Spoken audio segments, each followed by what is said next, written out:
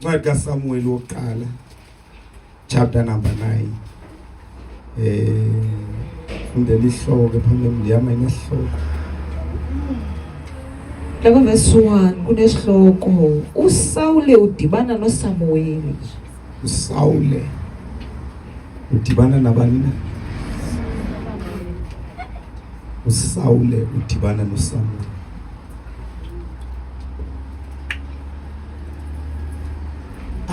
Indaba kaThixo ayenzeki ngengozi bazalwane. Njengoba uThixo sidibanise ngohlobo le azongozi. Kodwa uThixo unento akayaziyo ngokuhlangana kwakho nabazalwane. Khona into enza kuthethe nayo. uSawule udibana nabani? noSamuel. Funda ke isihloko esilandela izansi kweso. Asikho isihloko sikhona kuleyo funda ke verse number 20.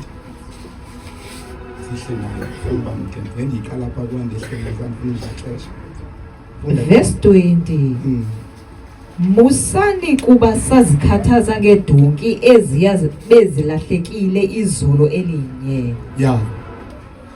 Sezifunyenwe. Mali bonke igama lenkosi.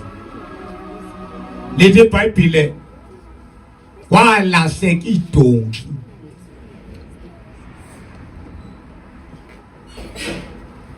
Kwanyanzeleka uSawule athathe isicaka bahambe bayozikhangela idonki zikatata wakhe.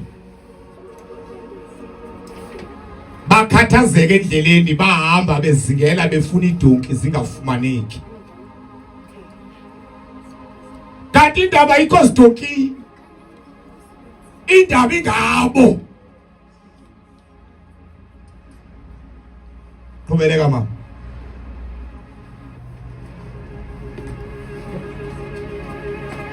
Ngubani na oza kuzuza elona wonga kwaSirayeli? Asinguwe na nomzi kayihlophela. Verse 21. uSawule uthe ukuphendula, mna ndingowakwaBenjamini, esona sizwe sincinane kwaSirayeli, yaye nabanesiduko sakowethu ngowona mzi uphansi kweso sizwe. Kungani na ukuba uthethe nam ngolu hlobo? Kukho abantu abaye bazi-undermine athi xa kezijonga athi andina background inhle, andizalwanga ngendlela erayithi. Mhlawumbi omnye wazalwa ikhapule engatshatanga abantu abangatshatanga, omnye wazalwa emtshatweni kodwa engazalwa yile khapule, omnye wazalwa kwifemeli esokolayo, omnye wazalwa ngabantu babesela utywala kakhulu. Xa ke jonga i-background yakhe abona uba andisoze ndibe nto. Kodwa uThixo, haleluya, akajongi ngokujonga kwabantu. uSawule apha udonsa i-background yakhe, indlela akazalwa ngayo, kwisizwe akazalwa kuso, kwizinto ezenzekile, utsala ifayili lakhe akalaziyo. Kodwa ndingaba yiyo mani mna. Kodwa mama. Verse 22. Yes. uSamueli wabangenisa oSawule nesicaka sakhe egumbini elikhulu. Yes. Wabahlalisa ezihlalweni zabona abahloniphekileyo kwezinye indwendwe ezimenyiweyo. Mandiqalise bazalwane kwenzela basiwe singasuka confused, andifuni iqala phezulu. Lithi iBhayibhile njengoba kulahleke ezidonki behamba bekhangela, wahamba wathetha amazwi uSawule endleleni kwisicaka sakhe wathi, jonga ndoda enkulu, idonki asifumaneki. Endike ngoku inobutata kasena warrior donki, selene wari ngathi ukuba siphi. Naw masiziyeke idonki sihambe sigoduke. Sathi isicaka sithetha, no, ikhona imboni ekhona apha ekuhlaleni, make sihambe siye kuyo. Mhlawumbe yona ingakwazi ukusinikeza i-direction. Ngoba uThixo xa kefuna icebo lakhe lizaliseke komuntu uzama ngendlela yonke. Uthi uSawule thetha, sawuyibhatala ngantoni lo mboni? imali andinayo. Uthi lo mfo khona ubugqobalelana sawubona iceba senza njani. Kufunekile siye kuye leBhulu. Ngelo xesha uSawule waSamuel wasekeqelele uThixo. Khona abantu abenzayo. Lungisa khona abantu abenzayo. Wasekehletshela uSamuel. Khona indoda ufuneka uyigqobile Samuel. Ezawuhamba necebo lami kulomhlaba. Endizayisebenzisa. Mali bonke igama leNkosi. Zalahleka idonki. Bafuna ukujika endleleni. Bayofika bawaxela babuza kubantu ngendlela kwathiwa no imboni ihlala phaya. Khawulezani ningafika seyihambile. Baleka bayifumana. Fonda mama verse number 22. uSamueli wabangeniso Sawule nesicaka sakhe egumbini elikhulu. Into yokuqala abaxela yona waxelela uba idonki ezenizifumanayo zona sifumanekile ningayiphinde nibe ne-one nazo. Khona iprogram ofuneka yenzekile ku. Leyo donki nizifunayo zikayise. Zona sifumanekile Tata Mayongo. Idonki zifumanekile. Ningawarisheki ngoku silapha. Khona into afuna ukuyenza uThixo. Khona into afuna ukuyenza uthi funda mama Sithandazi. Wabahlalisa ezihlalweni zabona abahloniphekileyo phambi kwezinye indwendwe ezimenyiweyo. Ayisukani madoda. Abahlalisa ezihlalweni baqala bamangala uba sifike njani kwezihlalo. Ngoba uThixo uyayithinta into engasonto manje. Ayenze ihlale namakhosi. Babe bekade hayi. Abahlalisa kwihlalo ezibalulekileyo qhubeleka masithandaze. Phambi kwezinye indwendwe ezimenyiweyo ezazimalunga na30. Wabhekisa kumpheki uSamuel wathi yizana la nyama bendikunike yona ndathi indwendwe zami ezibalulekile. Sifikile ngoku. Sengidwendwe besilindiwe. Yabazalwane bakhona abantu abalapha namhlanje. Abashayekile babetheka. Kodwa uThixo wayebalinde lomkhukhu. Efuna sosebenza impilo zabo. Bendawo ibonakala ikade iqaqile. Isosonela bibakho. Sindwendwe zami ezibalulekile. Sifele le ndawo. Izandla la nyama. Izandla la nyama. Sindwendwe ezibalulekile. Noma ilizwe linade amanile. Kodwa lapha namhlanje. Yes, Holy Spirit. Yes, Holy Spirit. Yes, Holy Spirit.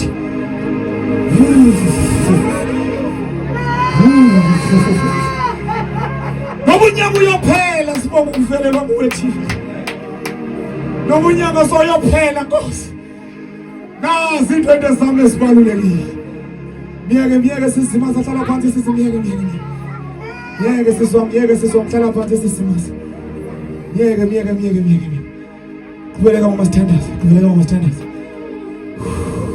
Izana la nyama bendikunike yona ndathi ibeke bucala. Izana la nyama yes. Waza ke umpheki weza nomlenze nokuhamba nawo. Weza nomlenze yes Holy Spirit. Wawubeka phambi koSawule. Qhubeleka mama Utheke uSamueli nanso ke inyama obuyibekelwe. Nansi inyama ubekelwe. Ziyeke idonki ezibusifuna. Nansi inyama ubekelwe khona omunye uzayo. Qhubeleka mama. Itye bendigcinele wena ukuze uyitye kwesisidlo kunye nabo bamenyiweyo. Uyidle nabo bamenyiweyo. Lena niyibekele wena. Khona into ozibekele uThixo. Hayi vuna inceba likaThixo bazalwane. Yeka yonke into uyivula. Vumela uThixo. Qhubezela mama Sithandazi khona indawo endiyifumana. Sithandazi bazalwane usikhuthuke. uSawule ke waba lundwendwe lukaSamueli ngaloo mini. Bathe ukubuya kulaa ndawo yokunqula uSamuel wancokola noSawule endaweni eyakhiweyo phezu kwendlu. Walala apho ngobo busuku. Axoxe umzuzwana before balala. Akayiqondi uSawule kuba kukhulu endikubekelwe apha. Akayiqondi ikulu into endiyizele apha. Ndingonyuliweyo mna nguThixo. Ndingothandiweyo. Kulahleka izinto zakho, kulahleka kuphakama izitya, kulahleka uzibuze imibuzo uba kutheni into enzeke izinto. Hayi kukhona uThixo lento akakufuna kuyo. Kuphinde isibhuku ubuze uba Nkosi yam ndilapha kwenzeke njani, ndifike njani. Hayi ikhona uThixo lento akebekele yona. Omnye nje jonga bomathixo madoda le ndiyafuna ukuthi abahlobo bam bazawuthini abaza hayi khona uThixo into akubekele yona. Khona into ebalulekile umfana kaGili uThixo akubekele yona ozawubuyela emqanduli ozawubuyela engqamakhwe bamangala abantu. Funda mamasithandaze gqibezela.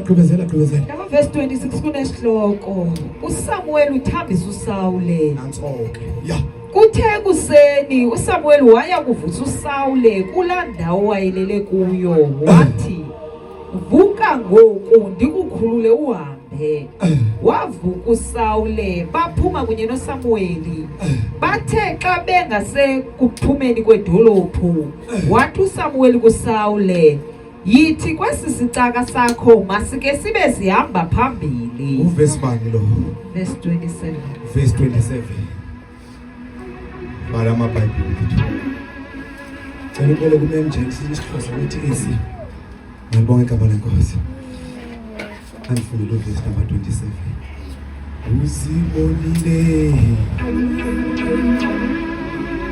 Usibonile.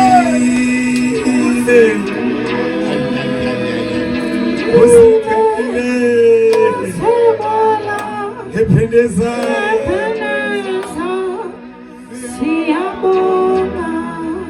Usibonile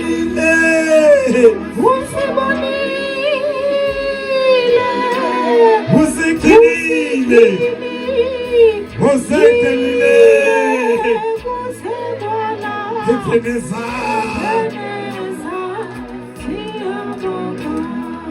Usibonile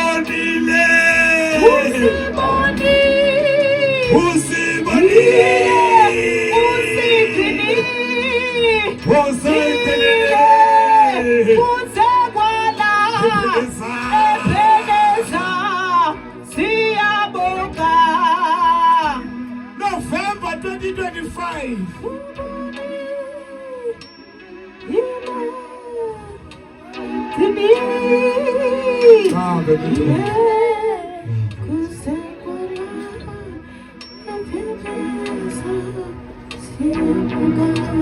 Jonga into eziwehlele nje ukusukela ngoJanuwari uzofika ngoku. Kodwa usibonile usigcinile eBheneza siyabonga. Khona abantu besithi lo nyaka uzophela wona songasasiniswanga sowuyeke nonkonzo sowuyeke yonke into. Vuma. Kholo lakho litywinwe man. Lithi bhathile bathi bakufika. Kwindawo ethile wathetha amazwi uSamuel. Wathi Samuel le izakwenzeka ngokayidinga omnye umuntu Saul. Le izakwenzeka ayidingi bangani. Le izakwenzeka ayidingi bazali. Le izakwenzeka idinga mna nawe. Khawusikhulule isitaka sakho sihambe. Funda mamasithandaze. Verse 27. Behlile baya ekupheleni komzi. Wathi uSamuel kuSawule yitsho kumfana lo agqithele phambi kwethu. Wagqitha ke khawume wena ngoku ndikuvisele izwi likaThixo. Xelela lo mfana uhamba naye akahambele phambili. Xelela umfana agqithe. Sawule xelela lo mfana angabikho kwesi simo sikuso ngoku. kodwa wena uzume ndikuvise izwi likaThixo. Bekuyifumane lento Sawule, ungayikhululanga lento uhamba nayo. Kalela umfana githe. Baninzi abafana abamba abantu. Abanye abanje ngama-boyfriend, abanye abanje zikawe, abanye abanje ngamahlobo, abanye abanje zikholisi. Bafuna ukwenza intando kaThixo kodwa unewari yokuba bazawuthini laba bantu. Kalela umfana githe. Kalela umfana githe. Ngangawulibala mina indoda ishumayela kwenye indawo. Ize ne-girlfriend yayo. No, umshumayela eshumayelayo ikhole umfana wayeze ne-girlfriend yakhe apha ecaweni. Wangawushumayelwa ngaphambili. Waphakama umfana phaye wamkela uYesu. Yabona i-girlfriend bandashiyeka yamtsala ngebhaji. Bathi ngoba izwi selidubule lahlaba enhliziyweni. Wajika ngenqindi. Wathi ndiyeka. Uyendawo uzovumela lo mfana kubambe. Kalela umfana githe. Umeke wena ndikuvisa izwi likaThixo.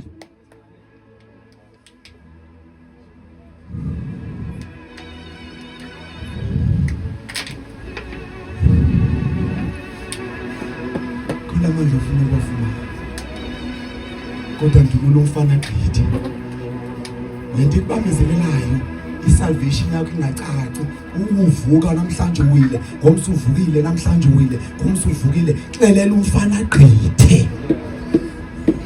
Xelela umfana gqithe. Umeke wena ndikuvisa izwi likaThixo. From the day wathatha decision ndiyamkhulula lo mfana.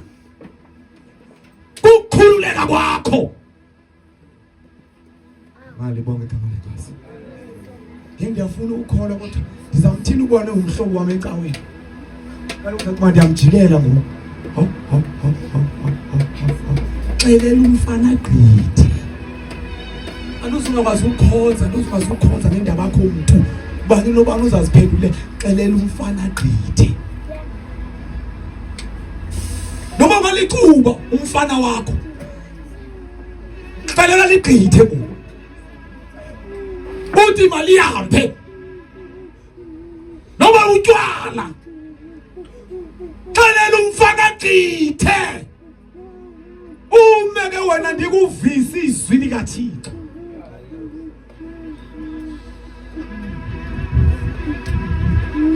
Mali bonke kamalekazi. Ndifuna abantu banahlole abantwana bakaThixo. Alibale ngomuntu ebesenayo ecaweni. Alibale ngento ebecebe iprogram yakhe nokucinga kwakhe. Akalibale ngakho athi ndivizwe ngoku. Bendidecide ngolhlobo. Kodwa ndivizwe lenkosi ngoku. Futhi lithetha nami ngqo. Lithetha nami straight elizwi.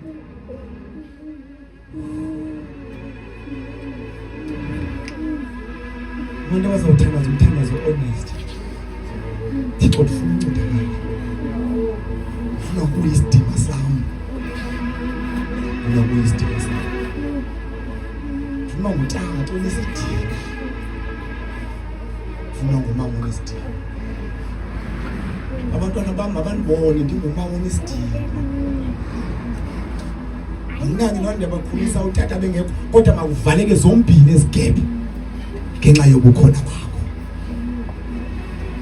Xelela umfana gqithe. Xelela umfana gqithe. Xelela umfana gqithe. Umeke wena ndikuvisa izwi likaThixo.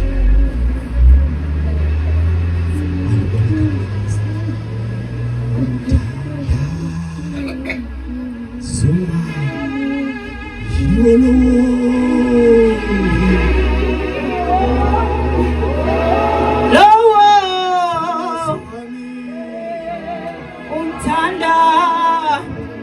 umthandazo wami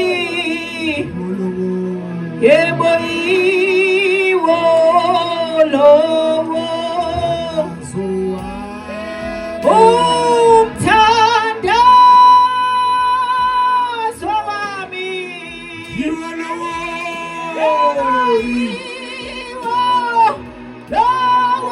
umthandazo wami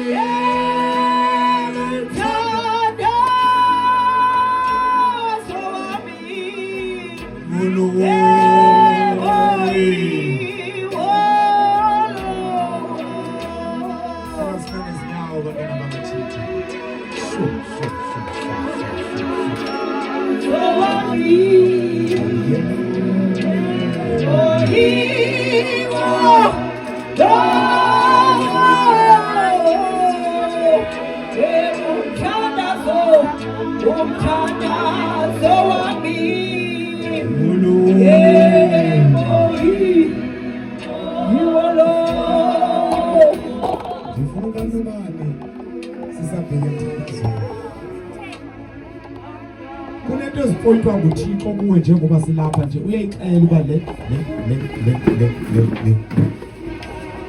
uyixela futhi isesipili iyayibona nawe njengoba silapha nje le ungavumi ukuvala umlomo nguSathane le kufuneke ndiyiconfessile before ndingene emanzini kufuneke ndiyithethile le ngoba nguSathane ovala imilomo ukuze ukubhaptizwa kwakho kungabi namiphumela